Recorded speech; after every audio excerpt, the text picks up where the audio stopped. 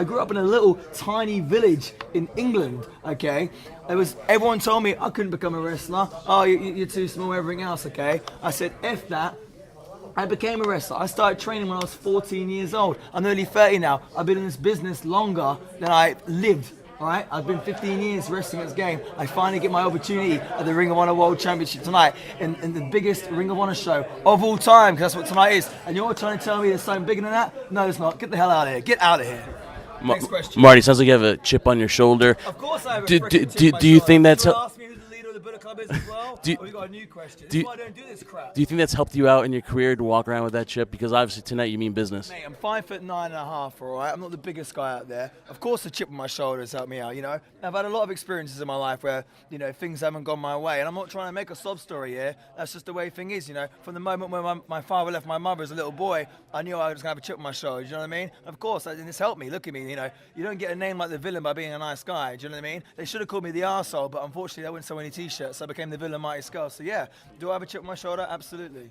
Next question. Marty, you said you've been working steadily. Dalton Castle's been resting. You think that works to your advantage? Absolutely, mate. 100%. Everyone knows that. You got to say ring savvy. You need that ring experience. You know what I mean? I'm traveling all over the world, getting that fighting experience. Dalton Castle's sitting on his couch, calling himself a world champion. No way. That's not how this business works, okay? You look at the great world champions in history. If it's, you know, Ric Flair, Bret Hart, Shawn Michaels, they went out there every single night and they tried to steal the show. They want to be a world champion. You can't be a world champion if you don't defend the belt. You can't be a world champion if you don't compete every night.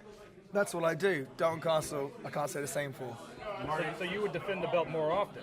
I would defend the belt at every opportunity I get, because people deserve to see world title matches, okay? There's no point of having the belt and be like, oh, I've been the Ring of Honor champion for a year, but you've defended it 4 times. What is that about? When I won the junior weight title belt in New Japan, the first thing I did is I said, I'll defend it against 3 other people at the same time. Something that's never been done before, because I'm a defending champion, I'm a fighting champion. Can't say the same for Dalton Castle. So as champion, you'd be willing to put that belt on the line against A-Double, who showed up here to challenge somebody here in ROH? I'll defend it against A-Double. I'll defend it against Cody Rhodes. I'll defend it against Kenny Omega. I'll defend it against Stone Cold freaking Steve Austin, because I'm going to be the best, greatest Ring of Honor World Champion of all time, and I promise you that right now. Arguably, the demise of the NWO it grew way too much. The black and red, Wolfpack, you know, black and white. You feel the same way with the Bullet Club? I mean, all good things come to an end, I'm sure, but I can't. Right now, you go out there and you look at the t-shirts in the crowd. I'm pretty sure Bullet Club is doing pretty well for itself, you know. So the new Villain Club t-shirt come out in Hot Topic, #1 seller, okay? This is Hot Topic that sells things like Harry Potter and Guns N' Roses and Star Wars and brands like that, but Villain Club is #1. So you tell me that's, you know, it's going down the drain. That's just simply not true. Do you think as Ring of Honor World Champion you can take the Ring of Honor to the next level? I think Ring of Honor has been waiting a long time for that fighting champion that goes out there, lays it all on the line and steals the show, you know what I mean? Like Dalton Castle, cute, great. Cody Rhodes, he had a nice run, but like I said before, I remember those runs from guys like Nigel McGuinness, guys like Bryan Danielson, who went out there, had these amazing matches, created such an amazing body of work, which got eyes on this product. You know what I mean? That's what I want to do. I don't just want to be here to collect a paycheck. I want to help this company grow. I want to get it on more TV stations, you know, outside the US. I want us to move from, you know, 1,000-seater venues into 10,000-seater venues. You know, that's exactly what I do as Ring of Honor World Champion, and that's why I came here. Like I said, I could have signed with another company, but I didn't. I came here because I want to help this place grow. So once I got the Ring of Honor World Championship, I'm going to be unstoppable.